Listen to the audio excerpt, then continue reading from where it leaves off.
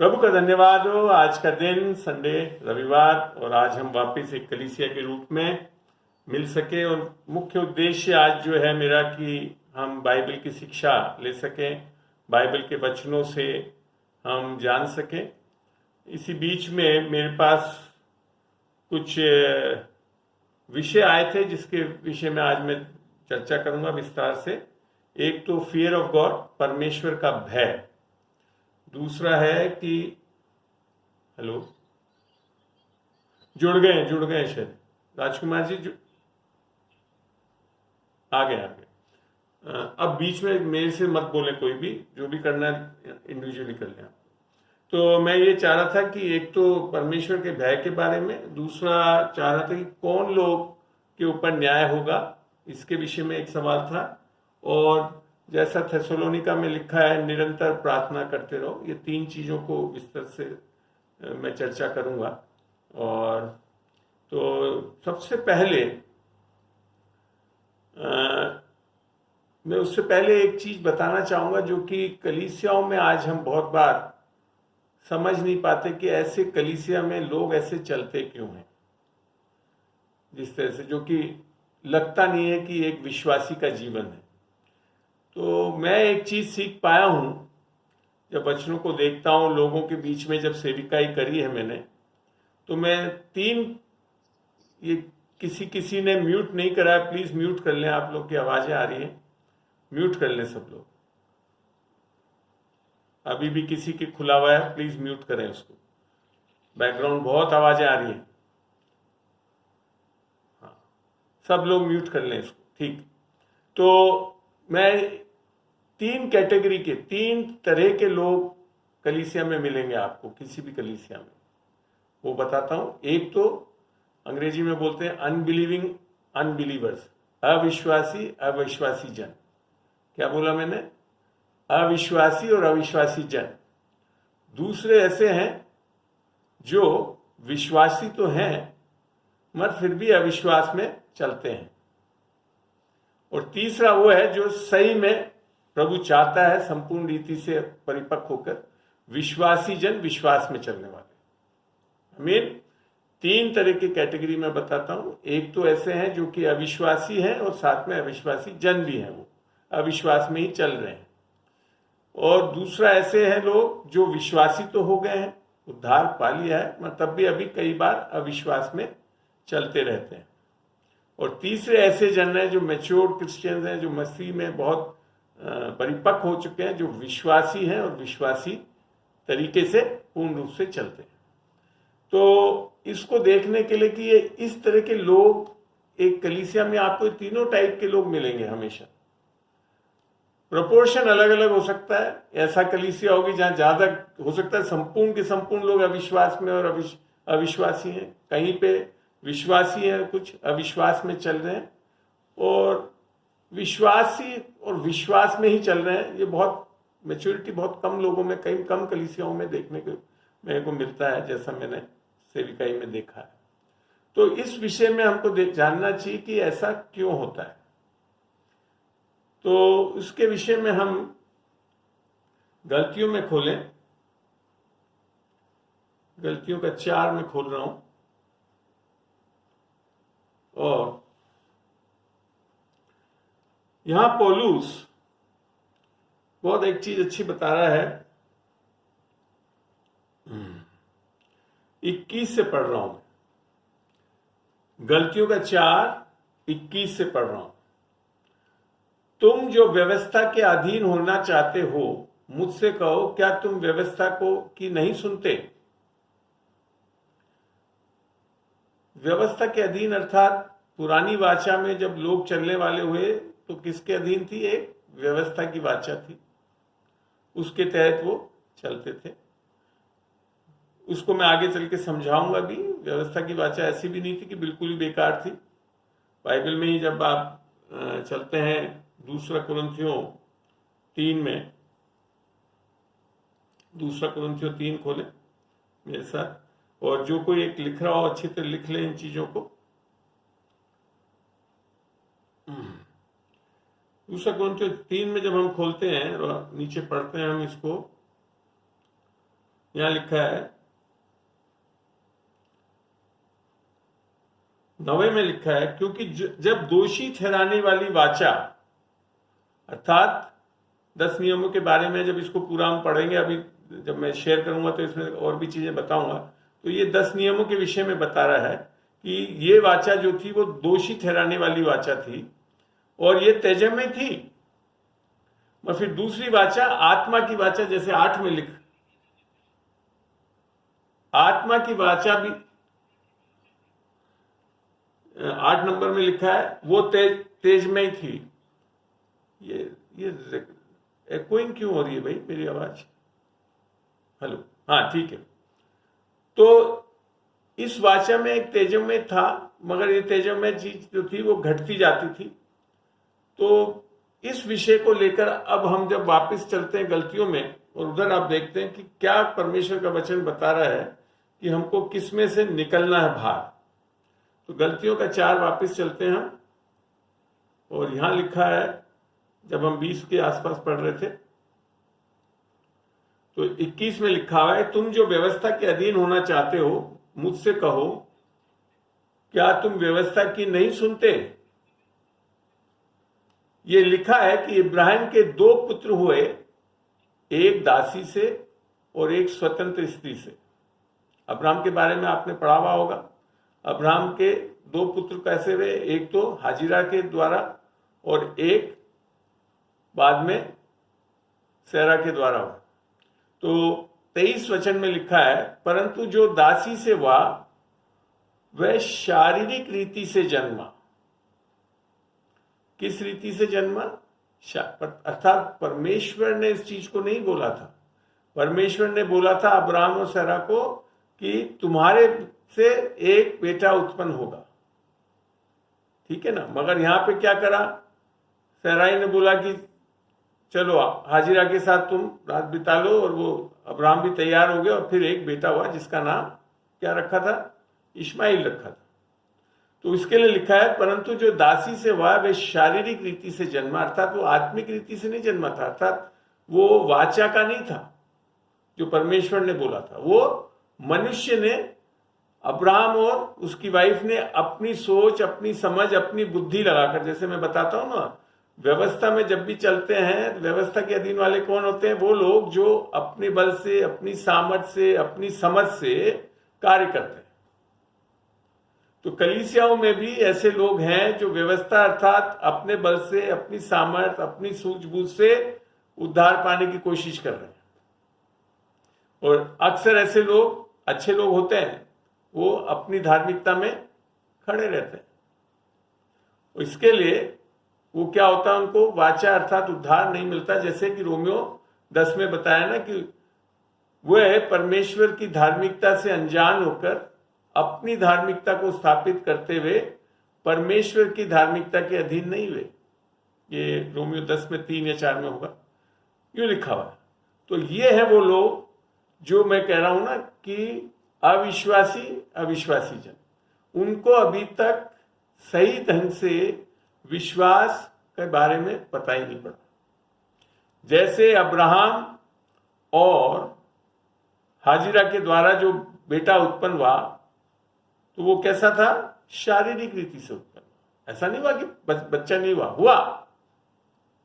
आगे पढ़ते हैं, और जो स्वतंत्र स्त्री से हुआ वह प्रतिज्ञा के अनुसार जन्मा। परमेश्वर ने क्या प्रतिज्ञा की थी? कायदे से ना तो सेरा के बच्चा हो सकता था, ना अब्राहम के। और फिर भी परमेश्वर ने कहा तुम लोग एक पुत्र जनोगे और उसका नाम इसहाक रखना था। तो यहां पे ये चीज बताया आगे चल के 24 में, इन बातों में दृष्टांत है। क्या है? दृष्टांत है। मैं आपको बताऊं, जनरली आपको पत्रियों में जब कभी लिखते हैं तो ऐसी बात नहीं आती, पर ये है पुराने नियम की बात। तो पौलुस लिख रहा है, इसमें एक दृष्टांत है। ये स्त्रियां मानो 2 वाचाएं हैं। कौन सी वाचाएं हैं? वो अभी आगे चल के बता रहा है। ये एक तो सिने पहाड़ के जिससे दास ही उत्पन्न होते हुए और हाजिरा है। क्या लिखा है? ये सिने पर्वत पे क्या मिला था मूसा को? 10 नियम परमेश्वर ने अपनी उंगलियों से लिख के पट्टियों पे दिए थे। आपको बता दूं, जब आप रोमियो 7 पढ़ेंगे तो बार बार लिखा है 10 नियमों में कोई खराबी नहीं है। 10 नियम यहां तक लिखा है, वो आत्मिक तक लिख रखा है उसको, और वो बिल्कुल सही है। मगर 10 नियम यहां पे जैसे बता रहा है, वो क्या है, सीने पर्वत से मिल रहा है, और वो वाचा जो करी थी परमेश्वर ने, अर्थात आत्मा से चलाने के लिए नहीं थी। समझ में आ रही बात? जब मैं कुछ ऐसे पूछता हूं तो मुंडियां तो हाथ हिला दो, म्यूट कर रखा है, हाथ तो नहीं कर सकते हो, मगर मुंडियां तो हिलाकर बताओ कि समझ में आया कि नहीं आया है। आया बात समझ में? ठीक है, कैलाश जी के हाथ देख लिया मैंने। तो अब बोल रहा है आगे 25वें आयत में, और हाजिरा मानो अरब का सीने पहाड़ है और आधुनिक यरूशलेम उसके तुल्य है। आज भी यरूशलेम में कई यहूदी लोग मसीह को अभी तक नहीं मानते। वो अभी भी पुराने नियम की वाचा के अनुसार चल रहे हैं, फसह का पर्व मनाते हैं, बलि चढ़ाते हैं, सब कुछ करते हैं अभी। मगर मसीह जो हमारे लिए बलि बन चुका है उसको अभी तक नहीं मानते। तो ये चीज वो जाहिर कर रहा है यहाँ पे पौलुस की हाजिरा, अर्थात जो व्यवस्था में अभी तक चल रहे हैं, उन्होंने सही ढंग से अभी तक मसीह को जाना ही नहीं, और इसके लिए वो आत्मा की वाचा अर्थात उद्धार, जिससे बाइबल में जैसे रोमियो 1:16 में लिखा है, मैं सुसमाचार से लज्जित नहीं होता क्योंकि वे हर किसी के लिए उद्धार की सामर्थ है, अर्थात पवित्र आत्मा मिलने के लिए सामर्थ देती है हम। इफिसियों में जैसे लिखा है, इफिसियों 1:12-14 में पढ़ते हैं कि जब हमने सुसमाचार को सुना तो हमारे ऊपर पवित्र आत्मा की छाप लगी। तो ये चीज ऐसे लोग जो व्यवस्था के अधीन चलते रहते हैं वो नहीं पाते हैं, उद्धार सही ढंग से ले नहीं सकते हैं, तो वो क्या रह जाते हैं, अविश्वासी। और ऐसे बहुत लोग आपको कलीसियाओं में मिलेंगे। फिर लिख रखा है 26 में, पर यरूशलेम स्वतंत्र है और वह हमारी माता है। विश्वासी के लिए कौन है? स्वतंत्र यरूशलेम है, क्योंकि लिखा है, फिर 27 में पढ़ते हूं, क्योंकि लिखा है कि हे बांझ तू जो नहीं जनती आनंद कर, क्योंकि वास्तविकता में शारीरिक तौर पे सहरा बच्चा जनने के लिए लायक नहीं थी। तो इसके लिए लिखा है कि बांझ तू जो नहीं जनती आनंद कर, तू जिसकी पीड़ाएं नहीं उठती गला खोलकर जय जयकार कर, क्योंकि त्यागी वीस की संतान सुहागिन की संतान से भी अधिक है। फिर लिखा, हे भाइयों हम इसहाक की नाई प्रतिज्ञा की संतान है। विश्वासियों के लिए लिखा, जिसने उद्धार पा लिया है वो लोग कैसे हैं? इसहाक की नाई प्रतिज्ञा की संतान है।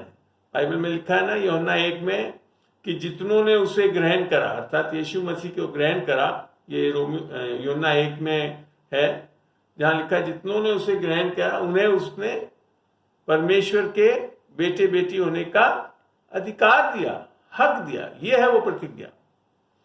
तो ये चीज यहां बता रहा है, हे भाइयों हम इसहाक की नाई प्रतिज्ञा की संतान है, और जैसा उस समय शरीर के अनुसार जन्मा हुआ आत्मा के अनुसार जन्मे हुए को सताता था, वैसा ही अब भी होता है। आप देख लेना, कलीसिया में जो सही में अभी तक नया जन्म नहीं पाए हुए हैं, उद्धार नहीं पाए हुए हैं, वो अक्सर सही विश्वासी जो उद्धार पाए हुए हैं, नया जन्म पाए हुए हैं, उनको क्या करते हैं? सताते हैं। आपने एक्सपीरियंस करा होगा ये चीज। अक्सर आपको ऐसे लोग मिलेंगे जो कलीसिया में, जिन्होंने नया जन्म नहीं पाया है, उद्धार नहीं पाया है, प्रतिज्ञा की संतान नहीं बने हैं, वो आज भी सताते। और छोड़ो कलीसिया नहीं, बाकी लोग भी जिन्होंने अभी तक नहीं पाया, आप जैसे ही प्रभु में आए, आपने उद्धार पाया, तो आपके घर वाले ही आपको सताने लगते हैं, है ना? तो ये है वो प्रॉब्लम। फिर लिखा है 30 में, परंतु पवित्र शास्त्र क्या कहता है? दासी और उसके पुत्र को निकाल दे, क्योंकि दासी का पुत्र स्वतंत्र स्त्री के पुत्र के साथ उत्तराधिकारी नहीं होगा। तो क्या बता रहा है? किस चीज से तुलना करी दासी को? 10 नियमों के वाचा के द्वारा। तो अब कह रहा है परमेश्वर का वचन कि इसको हटा लें, इसको, इसी चीज को जब हम रोमियो 10 में पढ़ते हैं, रोमियो 10 खोलें,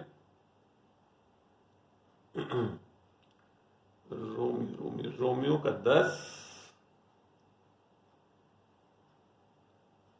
और हम पढ़ते हैं तो यहां पे 1 से मैं शुरू, 1 से नहीं 3 पे आ जाता हूं। क्योंकि वे परमेश्वर की धार्मिकता से अनजान होकर, जो चीज मैंने बताई थी 10 का 3, और अपनी धार्मिकता स्थापन करने का यत्न करके, क्योंकि व्यवस्था से क्या आती है? स्वयं की धार्मिकता। तो उसका यत्न करके परमेश्वर की धार्मिकता के अधीन नहीं होते। धर्म में लोग चलने वाले क्या होते हैं? व्यवस्था को लेकर चलते हैं, व्यवस्था में परमेश्वर की धार्मिकता ले नहीं पाते, क्योंकि उसके अधीन नहीं होते, अपनी स्वयं की धार्मिकता में खड़े हो जाते हैं। उनको ऐसा लगता है कि हाँ हम ठीक हो गए, मगर वास्तव में वो सही नहीं है वचन के अनुसार। बल्कि अभी हमने जब गलतियों में पढ़ा तो वहां लिखा है कि उसको हटा दो, दासी को हटा दो। और वचन में गलतियों 4 में भी लिख रखा है, जो व्यवस्था में चलते हैं तो वहां पे क्या बनते हैं? बेटे बेटी नहीं बनते, दास बनते हैं। परमेश्वर क्या चाहता है? हमको अपना बेटा बेटी बनाना चाहता है। फिर आगे यहां ही लिखा है 4 में, रोमियो 10 के 4 में, क्योंकि हर एक विश्वास करने वाले के लिए धार्मिकता के निमित्त मसीह व्यवस्था का अंत है। नई वाचा किसके द्वारा आ रही है? मती, मरकुस, लूका के 1 चैप्टर से शुरू नहीं होती। वो कब शुरू होती है? जब यीशु मसीह मारा गया, गाड़ा गया और तीसरे दिन जी उठा, तब ये नई वाचा शुरू होती है। इसको मसीह के लहू की वाचा भी बताया गया है और बाइबल में अनुग्रह की वाचा भी बोला जाता है। इसको व्यवस्था की वाचा नहीं है, ये अनुग्रह की वाचा है। तो इस चीज को यहां पे बड़ा स्पष्ट बताया कि यीशु मसीह के आने से क्या हो गया? धार्मिकता के लिए लोग जैसे सोच रहे थे कि परमेश्वर से कैसे जुड़ जाएंगे, व्यवस्थाओं का पालन करके नहीं जुड़ सकते हैं, परंतु मसीह के द्वारा हम जुड़ सकते हैं। इसके लिए यीशु मसीह ने बड़ा स्पष्ट करा यूहन्ना 14:6 में, मैं ही मार्ग, मैं ही सत्य और मैं ही जीवन हूं, मेरे बगैर कोई पिता से नहीं मिल सकता। तो ये चीज नई वाचा में, जो कि पौलुस ने भी गलतियों में बड़ा स्पष्ट समझाया कि इसको किस तरह से दृष्टांत के रूप में, एक तो हाजिरा और एक जो दूसरी सराय के द्वारा जो वाचा हमको मिल रही। तो यहां पे बड़ा स्पष्ट बाइबल में बताया कि हमको किसके अधीन होना है? अनुग्रह के अधीन, अनुग्रह की वाचा के अधीन होना है। और जब हम अनुग्रह के अधीन होते हैं तब हम बड़े आसानी से पाप में से निकल पाते हैं। इसके लिए पढ़ सकते हैं हम रोमियो का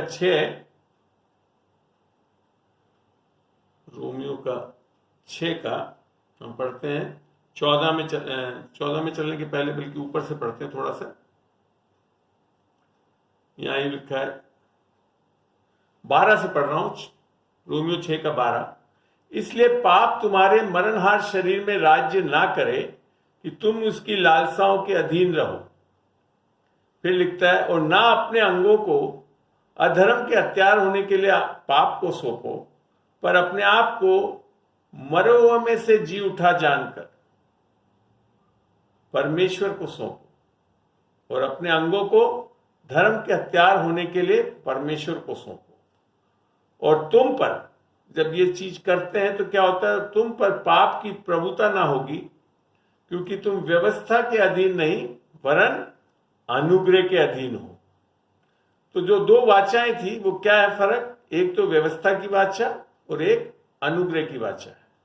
तो व्यवस्था की वाचा में से हमको निकलना है, जैसे पौलुस ने हमको गलतियों में अभी समझाया। और किसके अधीन आना है? अनुग्रह की वाचा के अधीन आना है, जहां पे प्रतिज्ञा दी गई है। और हम फिर क्या है? स्वर्गीय यरूशलेम के बच्चे बन जाते हैं।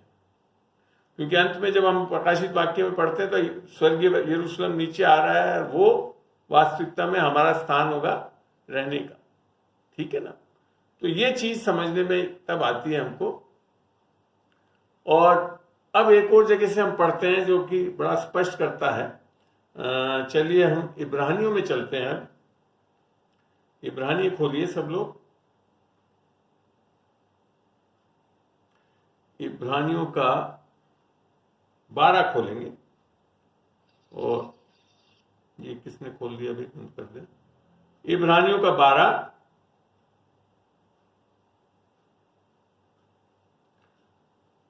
और हम 18 से पढ़ना शुरू करता हूं मैं।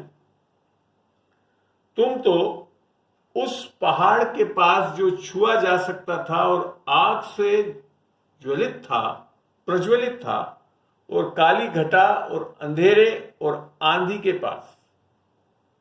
ये कौन सी जगह के लिए बता रहा है? जब मूसा 10 नियमों को लेने गया, उस पर्वत के लिए बता रहा है कि वो कैसा था। पहले तो लिख रखा है जो छुआ जा सकता था और आग से प्रज्वलित था, और काली घटा और अंधेरा। वहां उजियाला नहीं था, क्या था? अंधेरा था। और आंधी के पास, और तुरही की ध्वनि और बोलने वाले के ऐसे शब्द के पास नहीं आए। यहां बोल रहा है हमको उसके पास नहीं जाना है, जिसके सुनने वालों ने विनती की कि अब हमसे और बातें ना की जाए। आपको पता है व्यवस्था के अधीन जाने से लोग बाग परमेश्वर से सुनना भी बंद कर देते हैं। बड़ा स्पष्ट लिख रखा है कि हमको उस पहाड़ की तरफ नहीं जाना है, क्योंकि वहां पे फिर क्या हो जाएगा? सुनना भी बंद कर देते हैं। फिर क्या लिखा है 20 में? क्योंकि वे इस आज्ञा को ना सह सके। वास्तव में क्या थी? 10 नियमों की आज्ञा कैसी थी? ऐसा नहीं था कि 10 में से कुछ कर लो तो सही रह जाओगे। वहां ये लिखा था कि 10 है तो 10 की 10 पूरी करनी पड़ेगी। अगर एक भी आपने तोड़ी तो सारी आज्ञाओं को तोड़ दिया और आप दंडित किए जाओगे। तो इसके लिए लिखा, क्योंकि वे उस आज्ञा को ना सह सके कि यदि कोई पशु भी पहाड़, और छोड़ो पशु भी पहाड़ को छुए तो पथराव किया जाए। आपको ध्यान हो पुराने नियम में जो बाद में 10 नियमों के अलावा भी मूसा को जब नियम दिए गए, तो पहले दिन सबत के दिन एक आदमी लकड़ी इकट्ठा करके खाना बनाना चाह रहा था, और सबत में लिख रखा था कि सबत के दिन कोई काम नहीं किया जाएगा। तो जब मूसा ने उसके बारे में परमेश्वर से पूछा तो परमेश्वर ने स्वयं मूसा को बोला पत्थर मार के उसको मार दो, क्योंकि व्यवस्था इतनी कड़ी है कि वो उसमें कोई लचीलापन नहीं है कि नहीं अच्छा नहीं छोड़ दो यार, ये तो खाली खाना बना रहा था। ऐसा नहीं था। व्यवस्था बड़ी दृढ़ है परमेश्वर की, वो झुकती नहीं है कहीं पे। जैसी है वैसे का वैसा होना चाहिए। इसके लिए, और कोई भी जन इसको पूरा नहीं कर पा रहे थे, इसके लिए क्या जरूरत पड़ी? नई वाचा की आवश्यकता पड़ी। आगे चल के हमको पता भी पड़ेगा इसी से। 21 में बड़ा अजीब चीज लिख रखी है, और वह दर्शन ऐसा डरावना था। अच्छा, लुभाने वाला नहीं था वो दर्शन, डरावना था कि मूसा ने कहा मैं बहुत डरता और कांपता हूं। जबकि वचन में, बाइबल में मूसा के लिए लिख रखा है मूसा परमेश्वर का मित्र था। आप में से बताइए कौन आपके मित्र से डरते और कांपते हो? नहीं कांपते। पर यहां लिख रखा है कि मूसा भी डरने लगा और कांपने लगा। आपको ये बताऊं, ये परमेश्वर का डर नहीं है, क्योंकि आज मैं यही विषय पे आपको चर्चा कर रहा था कि परमेश्वर का भय क्या है। यहां पे जो ये बताया है ये परमेश्वर का भय नहीं है, ये बल्कि लिखा है कि इसके पास तो आना ही नहीं है हमको। और धर्म में चलने वाले जो उद्धार नहीं पाते हैं वो 10 नियमों में की ओर बढ़ते हैं, क्योंकि शारीरिक मनुष्य क्या करता है, जैसे हमने गलतियों में पढ़ा कि वो बच्चा कैसे हुआ, शारीरिक तौर पे हुआ था। जो दासी सेवा। तो वहां क्या होता है कि व्यवस्था में चलते हैं हम लोग कैसे चल रहे हैं, अपने शरीर में, आत्मिक नहीं बन पाते हैं। और यहाँ पे ये जो डर है वो शारीरिक तौर पे होने के कारण डर है, जैसा कि अक्सर सारे धर्मों में होता है, जहां परमेश्वर से हम डरने लगते हैं। क्यों? क्योंकि हमको ये डर होता है कि परमेश्वर कुछ ना कुछ हमें दंड देगा, कुछ कर देगा, हम गलत करेंगे, और इसके लिए डरते हैं। इसके बारे में अभी मैं और खुलासा करूंगा यूहन्ना में से भी, मगर यहाँ पहले पढ़ते हैं, और बल्कि उसमें चलते हैं पहले, यहाँ आगे बढ़ने के पहले हम बात चलते हैं पहला यूहन्ना में चले। सॉरी, पहला यूहन्ना और उसका 4 खोलें। तो पहला यूहन्ना 4 में जब हम देखेंगे, नीचे आ जाइए आप,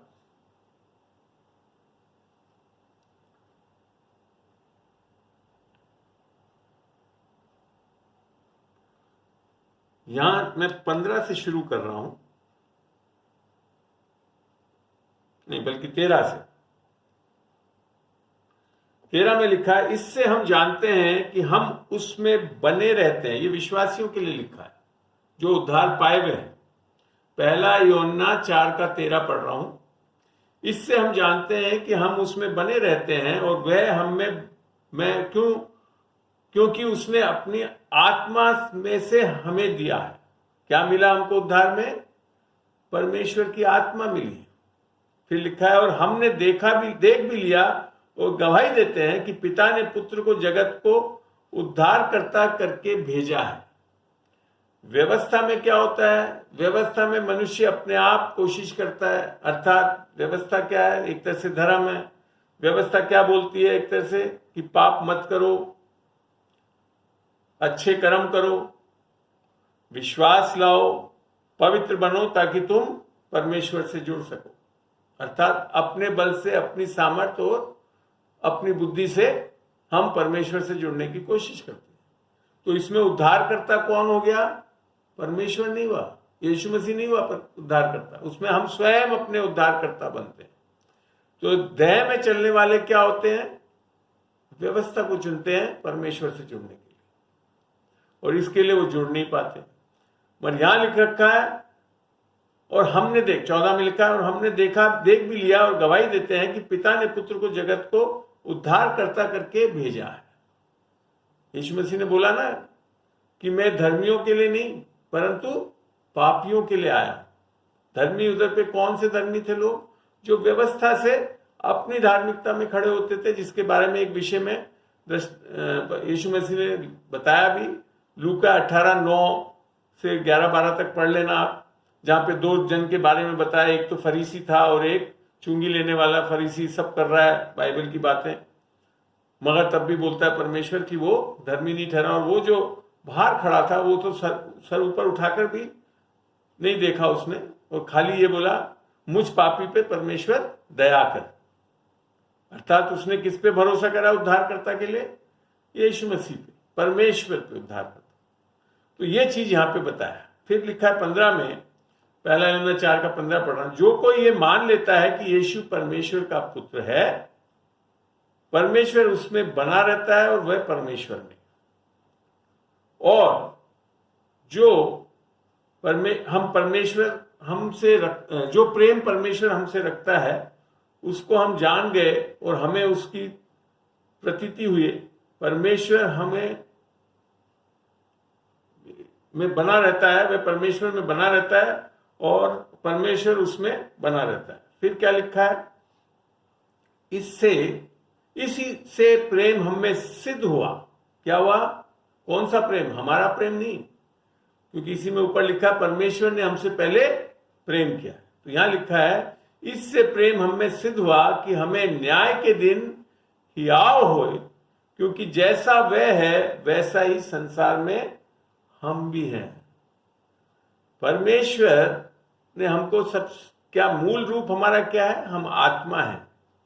और उद्धार से कैसा कर देता है? हमारी आत्मा को बिल्कुल नया कर देता है। जैसा 2 कुरिन्थियों 5:17 में लिखा है, जो यीशु मसीह में है वो एक नई सृष्टि है, पुरानी बातें सब जाती रही, सब कुछ नया हो गया। और 18 में लिखा है ये सब कुछ परमेश्वर की ओर से, हम नहीं कर सकते थे सुधार।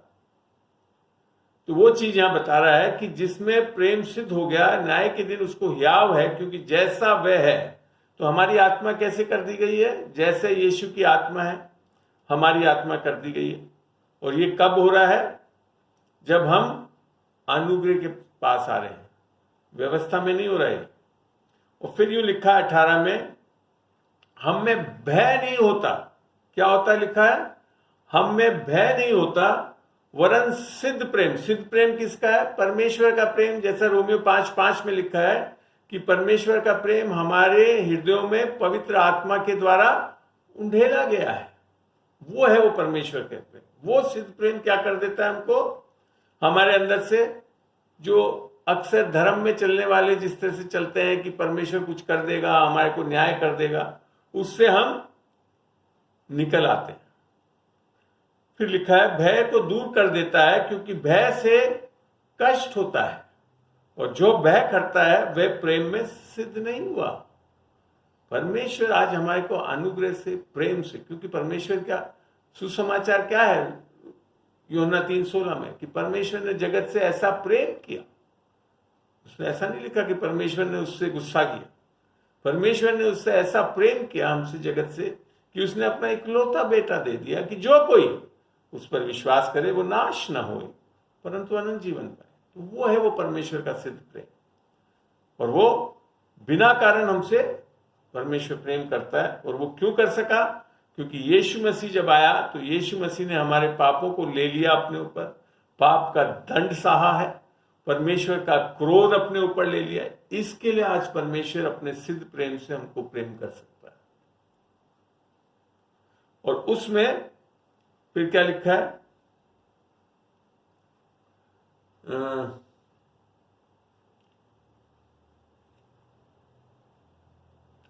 तो यहां पे जब समझ में आता है 17 में, जैसे एक चीज मैं बताऊं, 17 जब पढ़ रहे थे, इससे प्रेम हम में सिद्ध हुआ कि हमें न्याय के दिन हियाव हुए, क्योंकि जैसा वह है वैसा ही संसार में हो। तो जब न्याय के दिन में क्या होगा? हमारे को हियाव होगा, डरेंगे नहीं, घबराएंगे नहीं हम, क्योंकि हमको सिद्ध कर दिया गया है। इसके लिए हम बड़े हियाव से खड़े हो सकते हैं परमेश्वर के सामने।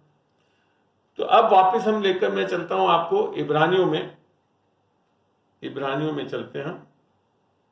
प्रभु का धन्यवाद हो, बड़ा अच्छी तरह से आज ये हो रहा है, कोई रुकावट नहीं आ रही है। इब्रानियों वापस 12 में चलते हैं जी।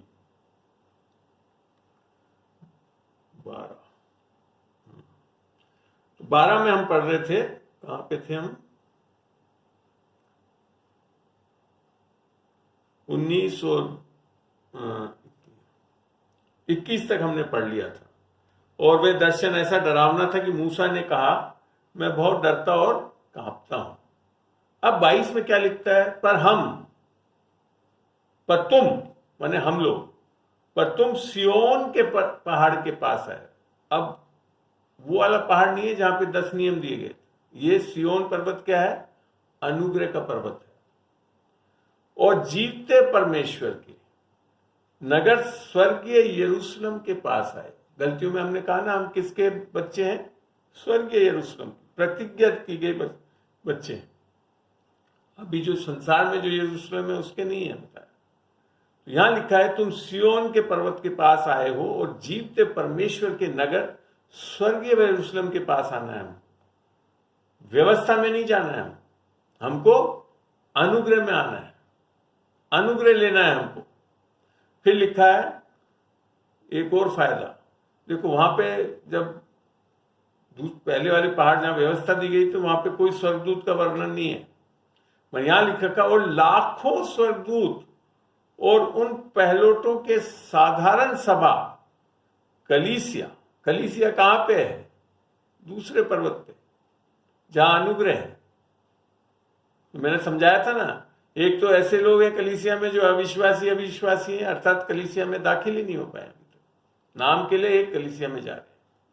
मगर यहां पे जिन्होंने अनुग्रह ले लिया है, सुसमाचार समझ लिया है, वो किस में आ गए हैं? जहां पे उनको स्वर्गदूत मिल रहे हैं खूब। और कलीसिया जिनके नाम स्वर्ग में लिखे गए हैं, बाइबल में यीशु मसीह ने कहा लूका 10 में कि तुम इससे आनंदित मत हो कि तुम दुष्ट आत्माओं को निकालो, मगर इससे आनंदित हो कि तुम्हारा नाम बर्रे की किताब अर्थात जीवन की पुस्तक में लिखा हुआ है। आगे लिखा है, नाम स्वर्ग में लिखे हुए हैं और सबके न्यायी परमेश्वर के पास और सिद्ध किए हुए धर्मियों की आत्माओं। कैसे किए हुए हैं हम लोग? सिद्ध किए हुए धर्मियों की आत्मा। हमारी सबसे पहले उद्धार कहाँ होता है? आत्मा में होता है, और वास्तविकता में हम क्या है? आत्मा है। सबसे पहले परमेश्वर किसको बचाता है? हमारी आत्मा को। और आत्मा को बचाने का कारण कौन है? यीशु की आत्मा हमारी आत्मा में आती है। क्यों आ सकती है? क्योंकि हमारे पापों का दंड वो सह चुका है, उसने पापों को ले लिया है, हम पाप रहित हो गए हैं। अब हम पापी नहीं रहे, हम क्या बन गए हैं? परमेश्वर की धार्मिकता यीशु मसीह में बन गए। जैसा 2 कुरिन्थियों 5:21 में लिखा था, जो पाप से अज्ञात था वो हमारे लिए पाप ठहरा ताकि उसमें हम परमेश्वर की धार्मिकता बन जाएं। आमीन। तो हमारी धार्मिकता हमारे स्वयं की धार्मिकता से नहीं आती, हमारी धार्मिकता दान की भी धार्मिकता से आती है, जिसको पौलुस ने बड़ा अच्छा समझा जब फिलिपियों 3:9 में लिखा कि एक तो धार्मिकता जो व्यवस्था से थी वो स्वयं की धार्मिकता थी, मगर उससे मैं प्रभु में नहीं आ सका, परंतु दूसरी धार्मिकता जो विश्वास से है यीशु मसीह अर्थात परमेश्वर की धार्मिकता जो दान में है, उसको पौलुस ने रोमियो 5 में भी लिखा कि हमको धार्मिकता का दान मिला है अनुग्रह के साथ। तो धार्मिकता आपकी स्वयं की धार्मिकता वो कहाँ से आ रही? व्यवस्था में रहने से। और कई लोग कलीसियाओं में अभी तक व्यवस्था के अधीन ही चल रहे हैं, इसके लिए परमेश्वर की धार्मिकता को अधीन नहीं हो पाते, उद्धार नहीं समझ पाते। तो सही रूप से परमेश्वर का वचन जैसे बताता है विश्वासी होना है, वो नहीं बन पाते। सबसे मैं एक तो आपको बता दूं कि व्यवस्था के अधीन आप आशीष भी नहीं पा सकते। रोमियो 3:10 में लिख रखा है, जितने लोग व्यवस्था के कामों के अधीन है वो श्रापित हैं, आशीषित नहीं हो पाते हुए। परंतु जितनों ने सुसमाचार पे विश्वास किया वो क्या हो जाते हैं? आशीषित हो जाते हैं। यहां तक कि लिखा है इफिसियों 1:3 में हमारे परमेश्वर का धन्यवाद देते हैं और यीशु मसीह का, जिसके द्वारा हमने स्वर्गीय आशीषों को मिल गया है, हमारे सब कुछ मिल चुका है। तो यहां फिर समझ में आता है कि एक तो जब वापस मैं पढ़ रहा हूं इब्रानियों 12:23, और लाखों स्वर्गदूत और उन पहलोटों की साधारण सभा कलीसिया जिनके नाम स्वर्ग में लिखे हुए हैं और सबके न्यायी परमेश्वर के पास और सिद्ध किए हुए धर्मियों की आत्मा। हम लोग क्या है? धर्मियों की आत्मा है। और फिर लिख रखा है, और नई वाचा के मध्यस्थ यीशु। नई वाचा किसके द्वारा हुई है? यीशु मसीह के द्वारा। उसका मध्यस्थ कौन है? यीशु मसीह। और छिड़काव के उस लहू के पास आए हो जो हाबिल के लहू के से बातें नहीं करता। हाबिल उसके बारे में क्या था? जब वो मारा गया और उसके लहू ने पुकार के क्या, तो वो वहां पे तो दंड के लिए प्रार्थना करी, मगर यीशु मसीह का लहू क्या करता है? हमको माफी देता है। तो यीशु मसीह का लहू ही है जिससे हम पापों से माफी मिल सकती है। क्यों है? क्योंकि वो पवित्र लहू है, उसमें कोई पाप नहीं, वो निष्पाप रहा, निष्खोट रहा। बाइबल में बार बार लिखा है, इफिसियों में, कुलुसियों में, हमको हमारा छुटकारा क्यों हुआ है? यीशु मसीह के लहू के द्वारा। अब फिर लिखता है, सावधान रहो 25 में, सावधान रहो और उस कहने वालों से मुंह न फेरो, क्योंकि वे लोग जब पृथ्वी पर के चेतावनी देने वाले से मुंह मोड़कर ना बच सके, अर्थात वही व्यवस्था की वाचा के बारे में बता रहा है, तो हम स्वर्ग पर से चेतावनी करने वाले से मुंह मोड़कर क्यों कर बच सकेंगे? फिर क्या लिखता है वो, उस समय तो उसके शब्द ने पृथ्वी को हिला दिया और अब उसने कहा, प्रतिज्ञा की है कि एक बार फिर से केवल पृथ्वी को नहीं वरन आकाश को भी हिला दूंगा। क्योंकि जब यीशु मसीह कलीसिया को लेने आएगा तो कैसा होगा? वो तुरही पे आएगा और सारी गर्जन से आएगा और आकाश भी हिल जाएगा। फिर लिखा है आगे, और ये वाक्य एक बार फिर इस बात को प्रकट करता है कि जो वस्तुएं हिलाई जाती हैं वे सजीवी वस्तुएं होने के कारण टल जाएंगी। अर्थात ऐसी कलीसियां जो अभी तक व्यवस्था के अधीन चल रही हैं, उनमें आत्मिक कोई चीज आई नहीं है, उद्धार आया नहीं है, तो वो क्या हो जाएंगी? हिल जाएंगी और टल जाएंगी। ताकि जो वस्तुएं हिलाई नहीं जाती वे अटल बनी रहेंगी। परमेश्वर का वचन बोलता है जो दिखता है वो नाशवान है, परंतु अनदेखी चीज वो क्या है? हमेशा के लिए। क्या है? जैसे हमारा उद्धार है, हमारी धार्मिकता है, हमारी पवित्रता है, ये सब किसके कारण है? यीशु मसीह के कारण। जैसे पहला कुरिन्थियों 1:30 में लिखा है, उसके कारण हम यीशु मसीह में हैं जो हमारे लिए धार्मिकता, पवित्रता, बुद्धि, ज्ञान, छुटकारा बना। तो ये चीजें क्या है? आत्मिक है। और ये सारी चीजें हमको मुफ्त में मिल रही है यीशु मसीह के द्वारा। इसीलिए जब रोमियो में लिखा था 8:32 में, जब उसने अपने निज पुत्र को दे दिया तो क्यों ना कर हमको सब चीजें मुफ्त में देगा। ये है वो मुफ्त की चीजें जो यीशु मसीह के द्वारा मिल रही, कि हमको पवित्रता मिल रही है, हमको बुद्धि मिल रही है, हमको ज्ञान मिल रहा है, हमको धार्मिकता मिल रही है।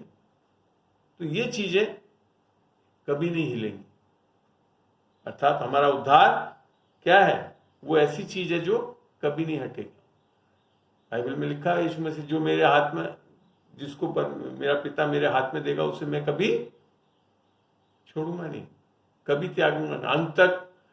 मत्ती में 28 में लिखा कि मैं अंत तक तुम्हारे साथ बना रहूंगा। ये है वो अडिग चीज जो परमेश्वर हमारे को देना चाहता है। समझ में आई बात? आगे पढ़ते हैं 28 में, इस कारण हम इस राज्य को पाकर, अर्थात परमेश्वर का राज्य कहाँ आता है? बाइबल में लिखा है, यीशु मसीह ने कहा बाहर मत ढूंढो, कहाँ आएगा? वो आपके हृदय में आएगा। परमेश्वर का राज्य रोमियो 14:17 में लिखा है, पवित्र आत्मा में आनंद, धार्मिकता और पवित्रता है। परमेश्वर का राज्य आत्मिक चीज है। परमेश्वर का राज खाना पीना नहीं लिख रखा है, भौतिक चीज नहीं है, शारीरिक चीज नहीं है। वो क्या है? आत्मिक चीज है। किस में आती है? हमारे हृदय में आती है। तो इस कारण हम इस राज्य को पाकर, जो हिलने का नहीं, वो है हिलने का नहीं राज्य, उस अनुग्रह को अब ध्यान से पढ़ रहा, सुने और पढ़ें, उस अनुग्रह को हाथ से ना जाने दें के द्वारा हम भक्ति और भय सहित, अब एक भय बताया यहां पे, यह है परमेश्वर का भय। भय सहित परमेश्वर की ऐसी आराधना कर सकते हैं जिससे वह प्रसन्न होता है। ये बोला जाता है परमेश्वर का भय। इंग्लिश में लिख रखा है, wherefore we receiving a kingdom which cannot be move, let us have grace, हमें अनुग्रह मिले, whereby we may serve God acceptably with reverence and godly fear। अब ये भय उस डर से नहीं है कि हमको दंड मिलेगा, अब ये भय इसके लिए है क्योंकि परमेश्वर हमसे प्रेम करता है, परमेश्वर ने हमें छुटकारा दिया है, परमेश्वर ने हमारे को चंगाई दी है, परमेश्वर ने हमारे को उद्धार दिया है। तो अब हम एक आदर के साथ उस भय से परमेश्वर की करने का। तो वास्तविकता में बाइबल में क्या लिख रखा है? बड़ा स्पष्ट करा पौलुस ने कि हम व्यवस्था के अधीन रहेंगे तो किस भय में रहेंगे? गलत भय है। परमेश्वर का भय किधर होना चाहिए? अनुग्रह से मिलता है।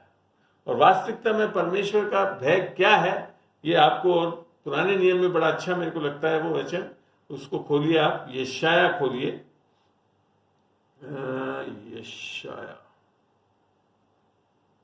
यशाया 11 खोलते हैं जी, और 11 का 2 पढ़ रहा हूं मैं। और यहोवा की आत्मा, बुद्धि और समझ की आत्मा, युक्ति और पराक्रम की आत्मा और ज्ञान और यहोवा के भय की आत्मा उस पर ठहरी रहेगी। परमेश्वर का भय शारीरिक रूप में नहीं होता, व्यवस्था से नहीं मिल सकता। किससे मिलता है? परमेश्वर की आत्मा से मिलता है, और वो है वो अनुग्रह की आत्मा जो हमारे को उद्धार में मिलती है। तब हम हमारे हृदय में परमेश्वर का प्रेम उंडेला जाता है, जो सिद्ध प्रेम है, जिससे हमारा जो लोग पहले जिस तरह से भय करके परमेश्वर के पीछे चलने वाले होते थे डर के, अब वो नहीं रहता।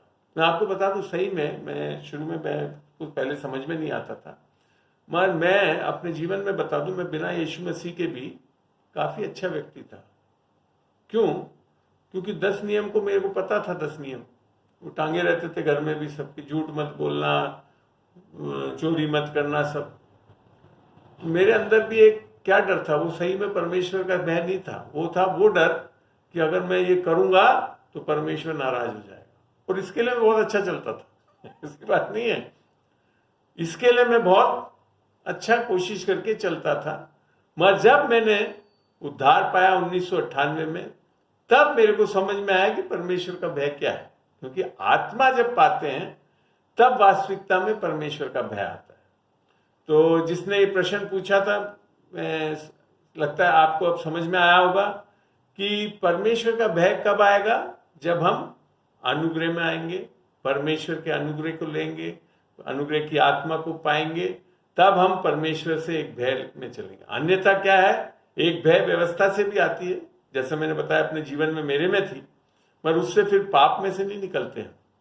बाइबल में भी हमने पढ़ा यूहन्ना 6:14 में, पाप की प्रभुता तुम पे नहीं होगी क्योंकि तुम व्यवस्था के अधीन नहीं परंतु अनुग्रह के अधीन।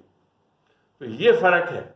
तो इसके लिए कलीसियाओं में जो आज आप 3 किस्म के लोग देखते हैं, वो मैं बता रहा था, जैसे क्योंकि जिन्होंने अभी तक व्यवस्था के अधीन रहकर परमेश्वर के जो एक गलत भय को लेकर चल रहे हैं, उसके कारण वो उद्धार भी नहीं पाते और अपनी धार्मिकता के कामों को कोशिश करते हैं परमेश्वर से जुड़ने के लिए, और उद्धार नहीं पाने के कारण अंत में जाकर क्या होगा?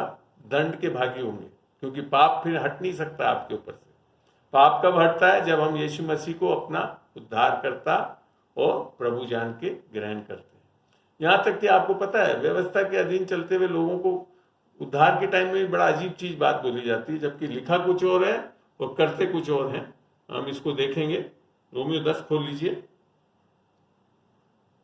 रोमियो का 10, रोमियो का 10 जी। अक्सर उद्धार के लिए लोग क्या बोलने लगते हैं कि आप अपने पापों को अंगीकार करिए, पश्चाताप करिए, तब आप उद्धार पाओगे। बाइबल में कुछ और लिख रखा है।